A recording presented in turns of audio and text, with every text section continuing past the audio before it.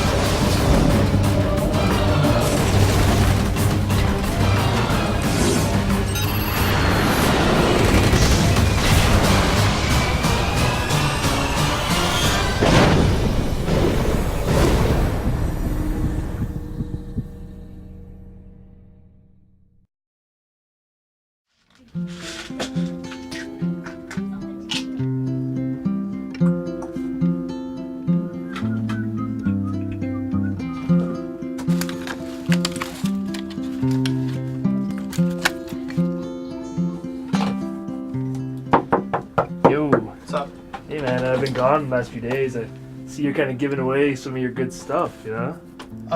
Yeah, there's a few things here I don't need, really. I kind of had my eye on that nice Nina Williams in Death by Degrees sculpture. It's, you know, cold cast, collector's item. I know Milky, he's had his eye on that. He's a big fan. If you were a real fan, first of all, you would know this is not from Death by Degrees. What? This is from Tekken 3, and no, you can't have it. Alright, how about...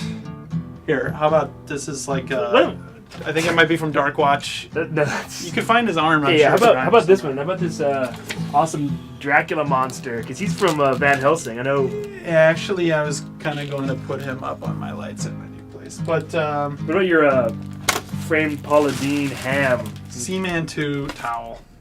I guess. Can I have Paula Deen too?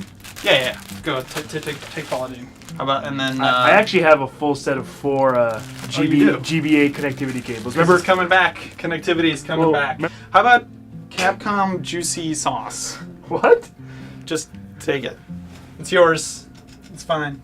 I don't need it. Thanks, I guess. Mario Hoops backboard? No, it's alright. How about those chick tracks? I'll take those. No. No? No, you can't have those either. Alright, well, thanks, I guess. Yeah. I wouldn't eat that sauce. Juicy stuff. Yeah. I was gonna put on the ham. No. See you around, Mark.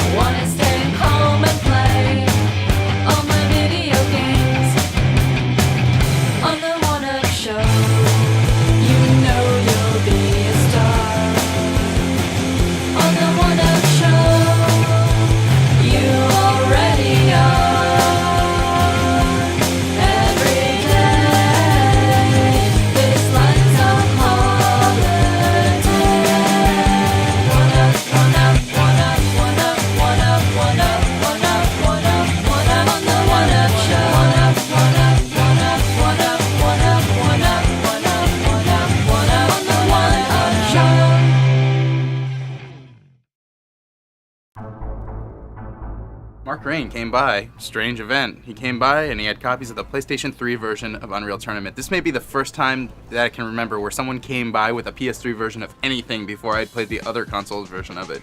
And it ran fine. You know, like it looked like a multiplayer online shooter.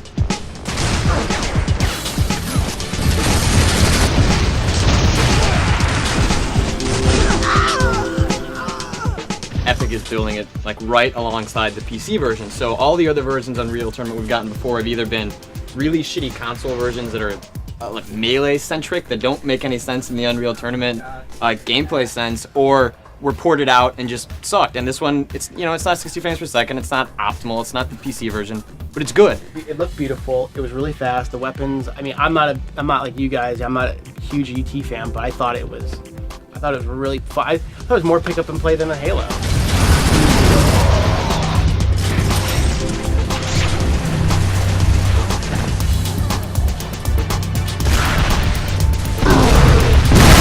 One more for the girl. It has that same depth, UT has always had, where, it's got a shit ton of maps, got a shit ton of weapons, got a shit ton of, like, vehicles in a lot of the modes.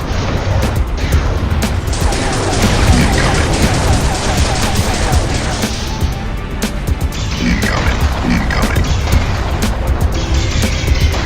System failure. And then it's also got incredible AI for the bots. Yeah, I mean, personally, I just like the fact that I can throw bots in there to fill up the map. I thought that was a huge thing. I mean, I know it's been there before, but still, it was like a nice little reminder that... It's nice to have it on console. Yeah.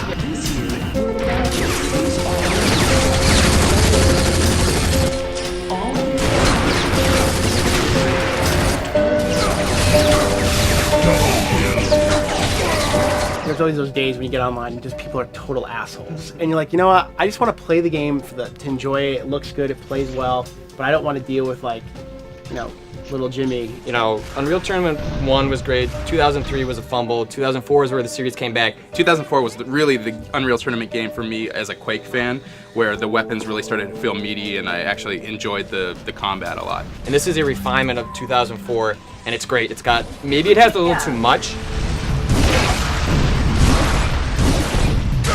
They brought back a couple of the things that I really missed, like dual-wielding enforcers, and they brought back the sniper rifle. They got rid of the lightning gun.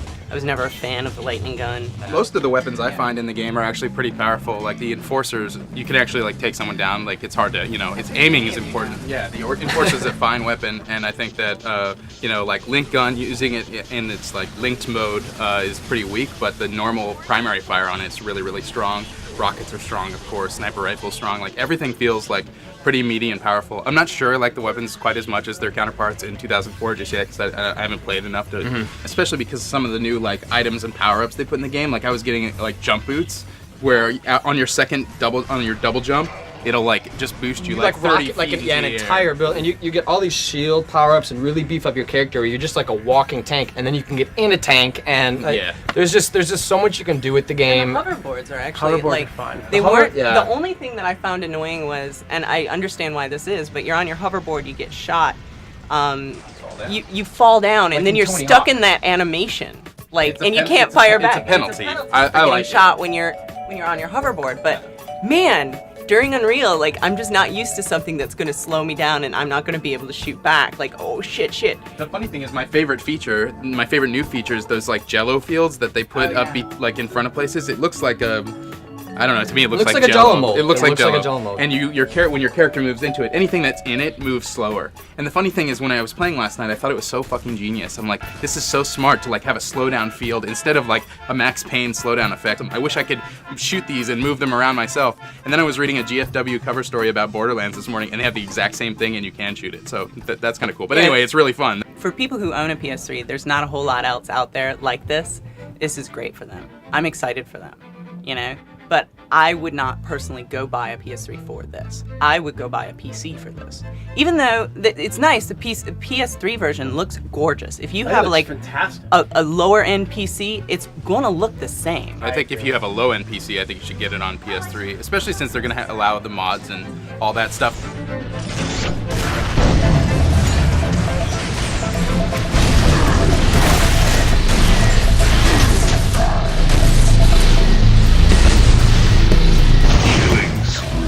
Keyboard and mouse support was in there. I tried to play last night, but I think our server was set to not allow keyboard and mouse play. But I could. It's there. It's there. I plugged it in. I configured my keys. You guys are all saying that, like, you think that, oh, it's obviously going to do well on the PC this year, and I wonder how it'll do on PS3.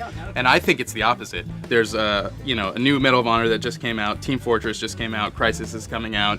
UT is coming out. Quake Wars just came out. It's a really crowded genre or subgenre on the PC. And how do you pick and choose season. which one you want? And I think that's what's cool with the PS3 version. It kind of gives you there's nothing like this on a console. And it's deliberately made to be an arcade-style shooter where you just run in, you fucking die, and who gives a shit? You hit respawn. There's not a countdown timer. You don't have to wait 15 seconds because you fucked up with your needler. You just jump back in, and it's not a slide against Halo. It's a different type of shooter. It's an arcade game. It's you popped it into the quarter, you jump in, you get a damage multiplier, and you've gotten 6 kills, and suddenly you're number 1. Like, that doesn't happen in any other shooter.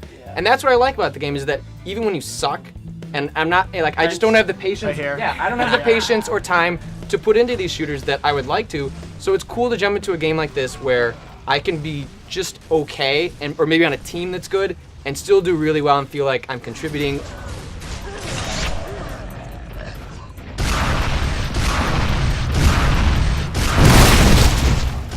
I'm just so impressed that we saw a game on PS3 first, and like that's a multiplayer game, and it looks good. It's got shit together. There are no dumb frame rate problems to report on. You know, it's fine. It's good.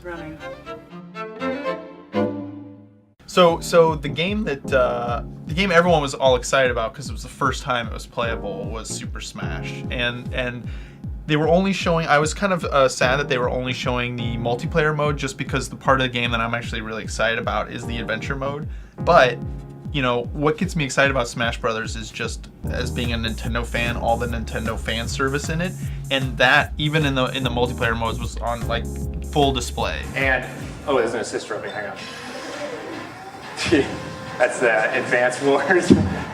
It's a Nintendo orgasm all over your face. I mean, that's what it is. I mean, the game is just like total fan service between like the little Advance Wars guys that come out for power-ups, like, you know, Punch Out Dude come out and punch people up.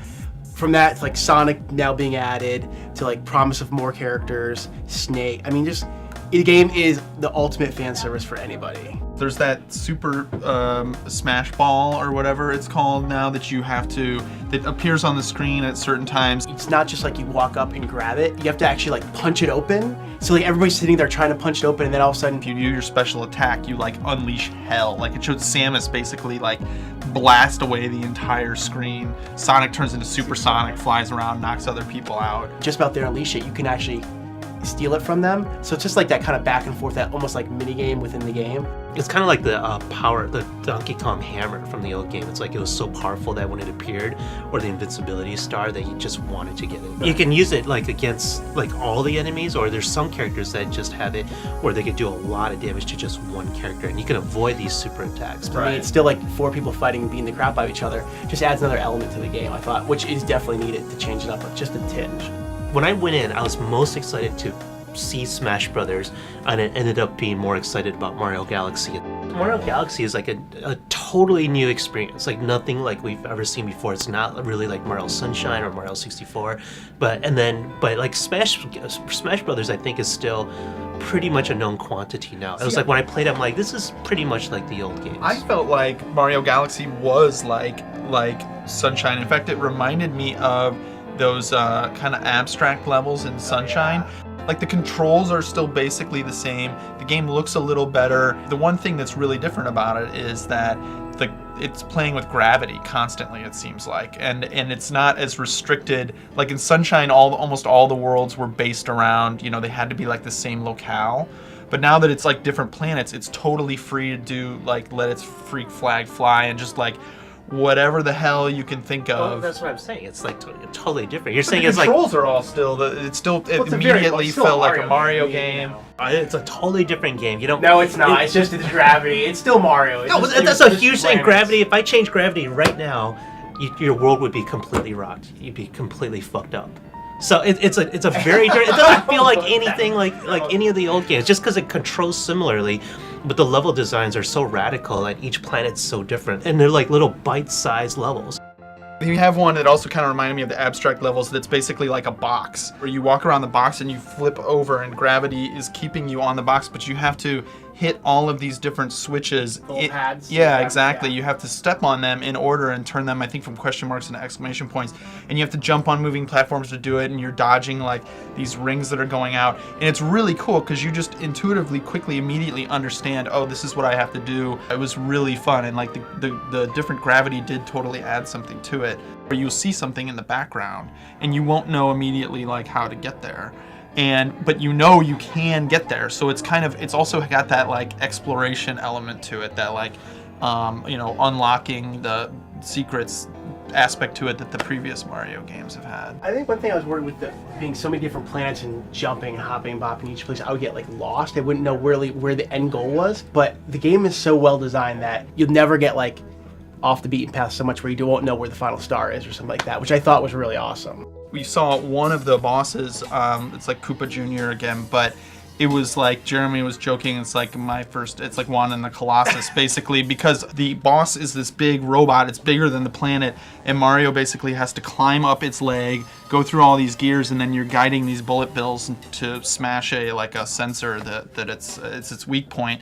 But like, yeah, it had this huge sense of scale, and I think one of the best looking, if not like the best looking Wii game so far. Personally for me, I think it's the best looking Wii game out there. For this game where you're walking around in 360 degrees, upside down, and in all different angles, you think it might kind of throw you off. And like even like not like a lot of 3D games now that they have camera problems, and I didn't really experience that. No matter how you're oriented, you always knew how to control your guy perfectly, and it just reminded me of like why like Nintendo games, but specifically Mario games, just control so perfectly all the time. Totally agree.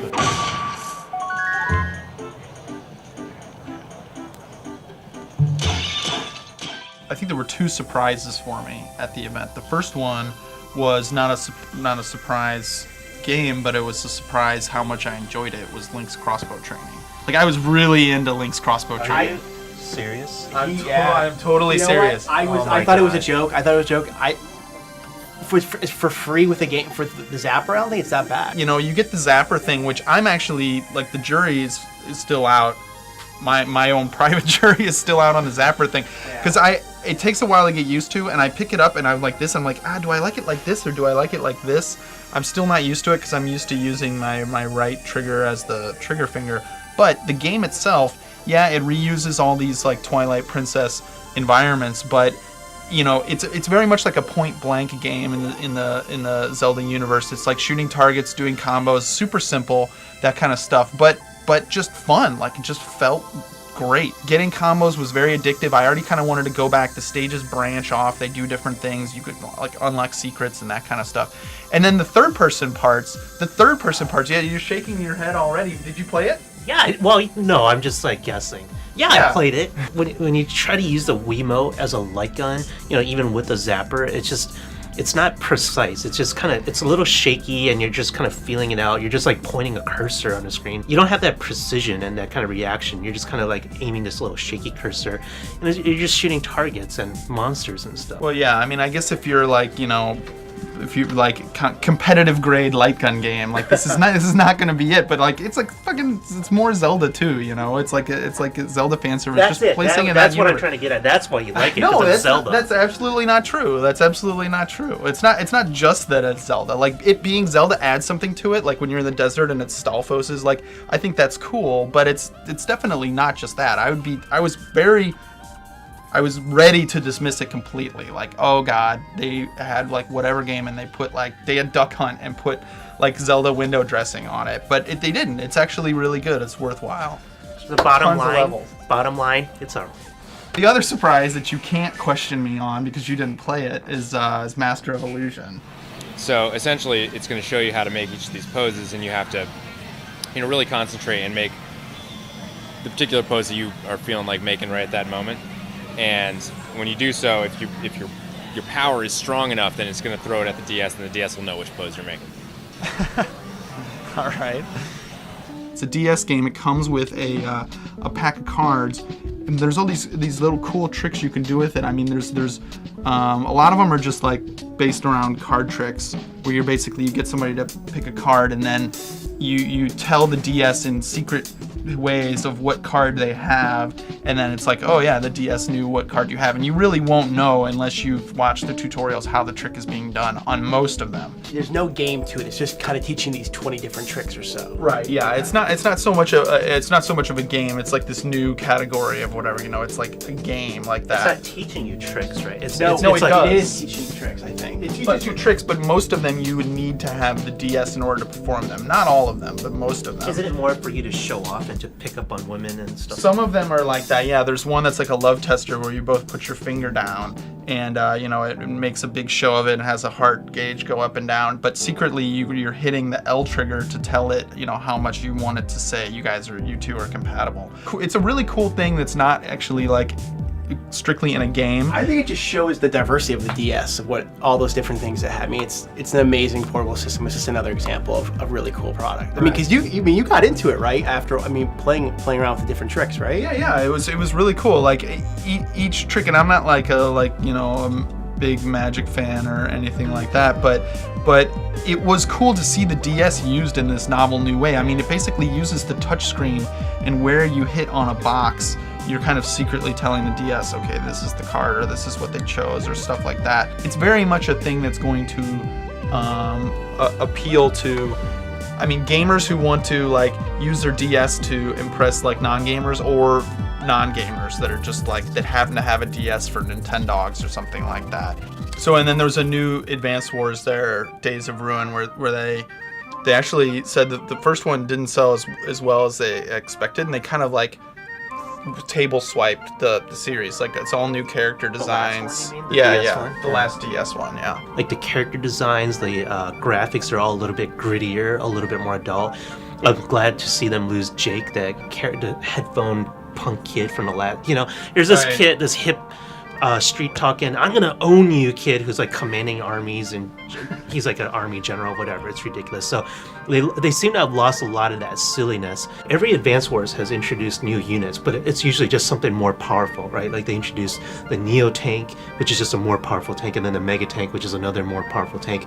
But in this game, I saw two new units so far that actually changes a strategy. One is like a flare tank that actually fires a flare into the darkness, so it clears up the fog of war. Yeah. Awesome. And then there's a motorcycle unit too, which is just basically infantry on a motorcycle. This guy could just zip right to faraway bases and camps to capture them. It's supposed to include a full online play with voice chat as well. So it kind of feels like not only are they growing it up from a design and aesthetic standpoint, but also from a gameplay and strategy standpoint. Like they want to make it more, it's like, okay, we know this game is about strategy, and let's make it more for the strategy fans. Overall, compared to Nintendo's summer event that we were at up in Seattle, like, what, 3 or 4 months ago, we came out of that kind of depressed. Oh yeah, it was Metroid and Yeah, Metroid. well, They didn't we even even show you get to guys. play Yeah, Metroid. yeah. But coming out of this, it was like, hey, okay, like there are games to be excited about. You know, there was actually like plenty of games for gamers. I mean, we didn't even talk about, you know,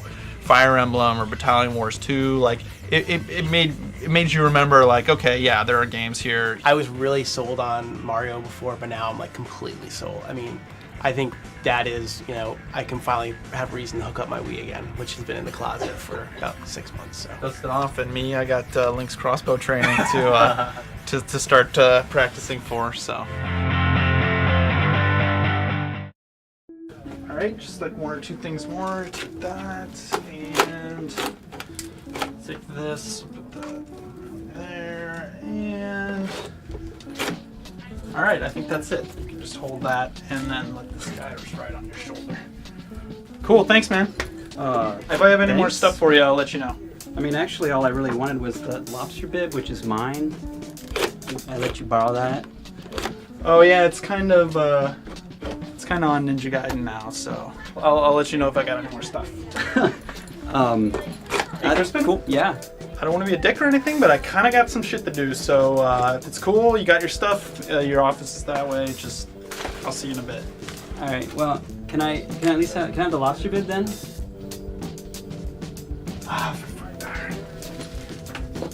You know what? No. Oh. Sorry. All right. What? You know, so this trip was, you know, kind of a big ordeal because we had to fly into Buffalo, then drive all the way up to St. Catharines across the border, and you know, it was late at night. I'm tired, so I'm driving. I'm waiting in line to cross the border, and I finally get to the crossing, and the guy's like, "Why are you in Canada?" I'm like, "Oh, I'm here to see this game." He's like, "Too Human?" I was like, "Yeah." He knew what Too Human was. He knew it was being made in Canada. I was like, "That's kind of weird." And then later that night, I'm in a cab, and like, cab driver's like, "What are you doing here?" I'm like, "Oh, I'm here to see a game." He's like, "Too Human?" He's like, "Yeah, that Dennis Dyack." He like knew Dennis Dyack's name. He's like, I hear he's a real outspoken guy. It's like, weird. Like, so, you know, Silicon Knights is kind of a big deal up there. It is. And, you know, they become kind of a big deal in the community at large just because Dennis is kind of an outspoken guy. The cabbie was, right? Yeah. And everyone at Microsoft and Silicon Knights wants to get me net nanny so I don't post on the boards anymore. Almost 2 years ago, you and I went up to St. Catharines to see this game. Right. And we played what was the same section that we played 2 years later. And to see how far it's come, and to see all the things they promised that seemed like pie-in-the-sky dreams actually be in the game now. Well, see, that's the thing. A lot of people have complaints with this game, but everything Silicon Knights has promised is in there exactly as they promised.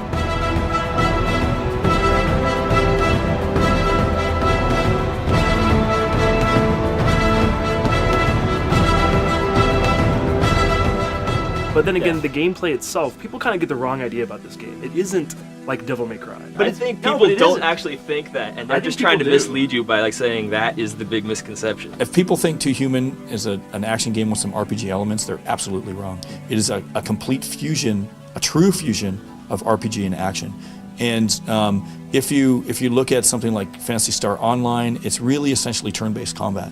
You know, or World of Warcraft, it's turn-based combat. And then if you look at God of War, you can power up certain skills, but there's no skill trees, there's no classes, there's no loot gathering, there's no customization of your components, and there's no getting to level 50 and playing the game over again to getting to a higher level. None of that exists. So you've got this really unique fusion that I think really makes Too Human stand out.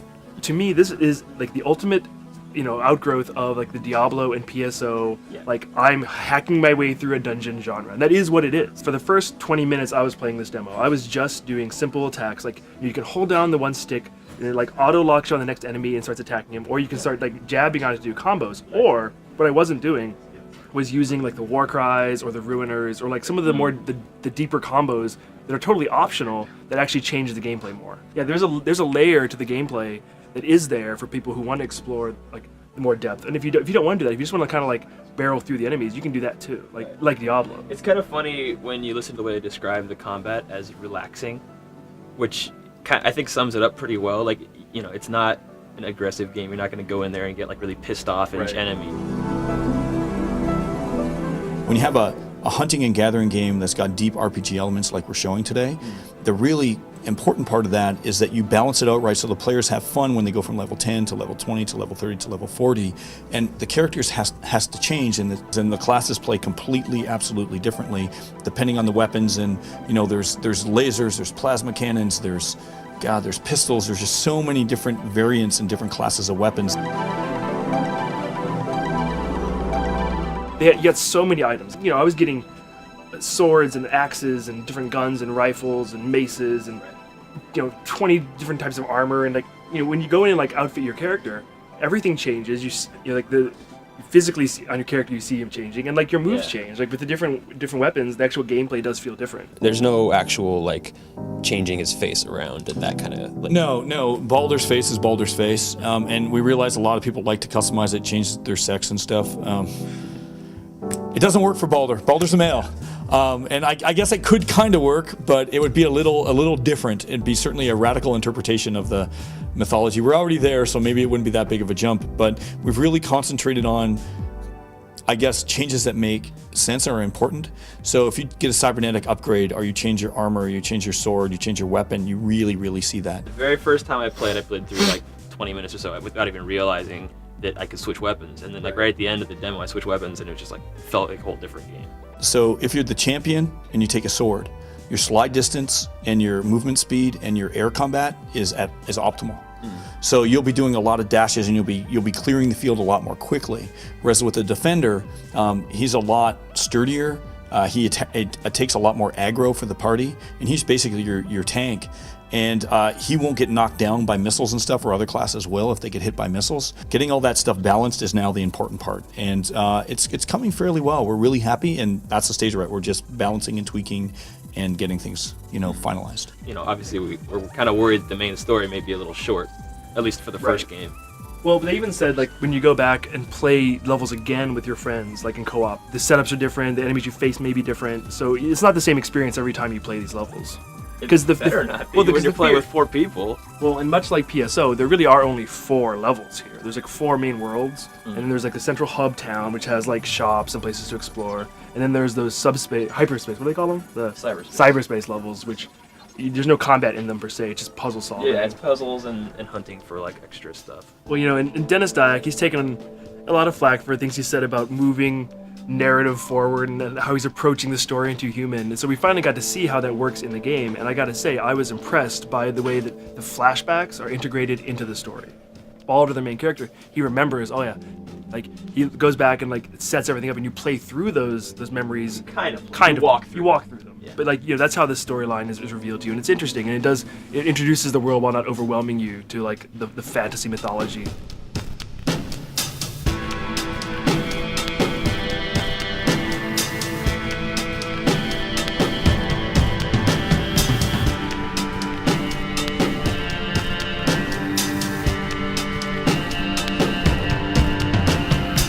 You have to buy into like, okay, I'm gonna like the story, because if you don't, you're just gonna be pissed off at how kind of much it throws at you, I think. But yeah, I think it works. I think it's not cheesy. It doesn't seem forced. And the cutscenes, the real-time cutscenes, look really good up close. Like the character models when they zoom in on the heads, I thought looked almost as good as Heavenly Sword, and definitely as good as Mass Effect.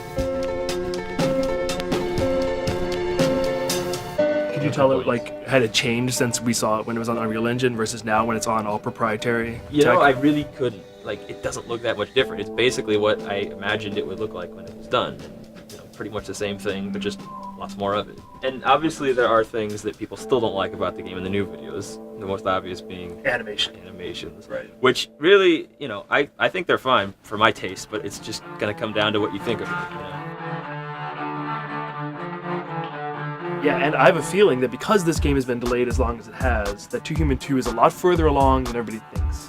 It should be, because they were working on it when we were up there 2 years ago. Dennis even said to me that like while we were there filming at the studio, the name for 2 Human 2 was like in plain view while we were playing the game. So maybe if you review the tapes, we can figure out the name of 2 Human 2.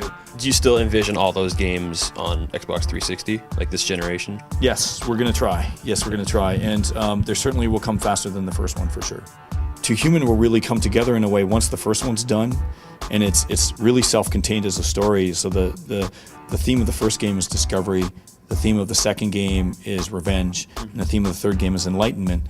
And we have all those story arcs. We know exactly what's going to happen here, and all the mythologies, how it's all going to fall out. And we think people will really appreciate that. But, you know, we just have to make sure that this first game is perfect so people will want to play the second and third games. They've confirmed a demo like 100%. It says about 2 months before the game comes out. So, and I think the demo will be a modified version of what we played. Right. That's what they were hinting at. Really, with 2 Human, there's been so much talk about it, and I think it's been so misunderstood that we have to do the demo right. So is the demo going to be single player, or are you going to go multiplayer or online? I know there was some back and forth on that. We'll be talking about that later in the future, but I think I can give a hint, I guess. We'd want people to explore the game fully as much as possible. People have the wrong idea about the game. When they finally get their hands on it, they'll see what it really is. Like, I'm excited about this game. I think it's something I like. It's a genre I like, and it seems, you know, engaging and addictive. And, you know, it's slightly mundane, but in the same way that PSO and Diablo are, and that becomes something way more fun when you're doing it with your friends.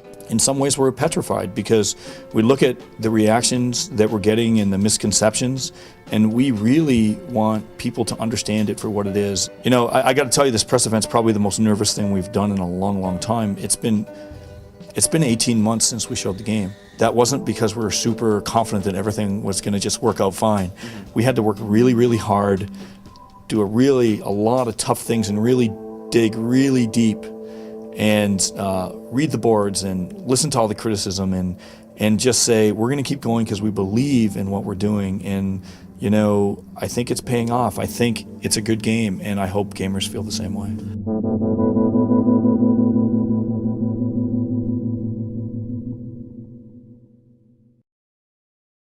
Product not yet rated.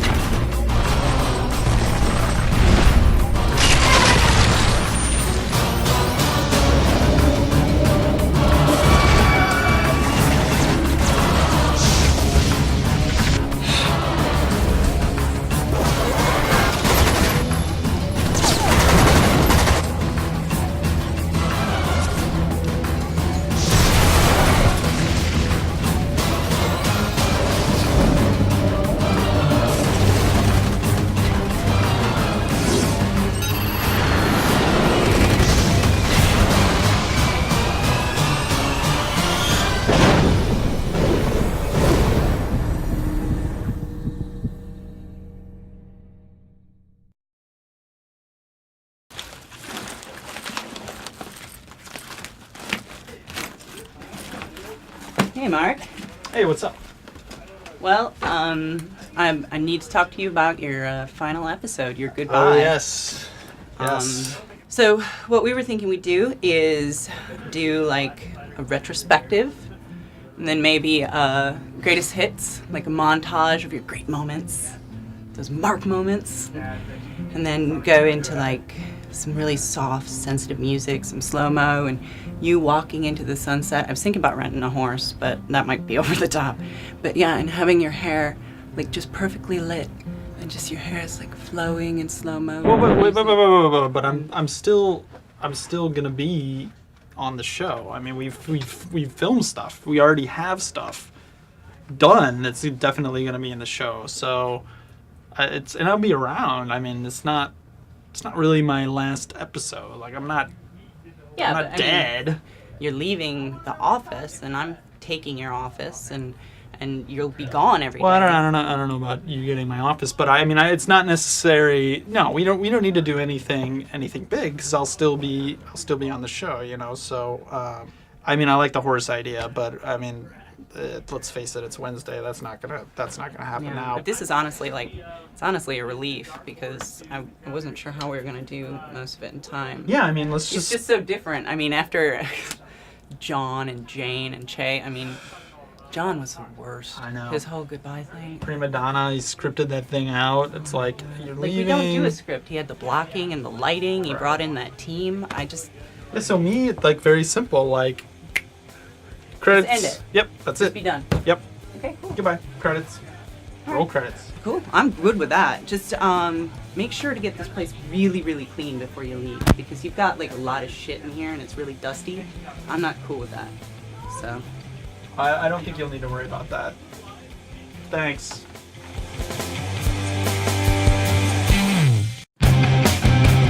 Hey, I don't wanna go to work today. Wanna stay home and play all my video games. No, I don't wanna take it nice and slow. Wanna get ready to go on the one-up show. On the one-up show, you know you'll be a star. On the one-up show, you already are. Every day is like a holiday. So long, goodbye. I'm gonna run away right now. Game on all night. I'm gonna be on the one-up show. On the one-up show. One-up, one-up, one-up, one-up, one-up, one-up, one-up, one-up, on the one-up show. One-up, one-up, one-up, one-up, one-up, one-up, one-up, one-up, on the one-up show. One-up, one-up, one-up, one-up, one-up, one-up, one-up, one-up, one-up, on the one-up show.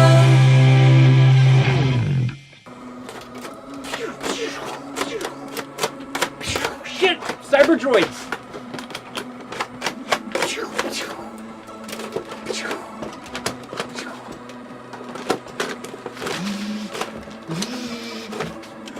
Pew pew pew. Oh shit! God damn it!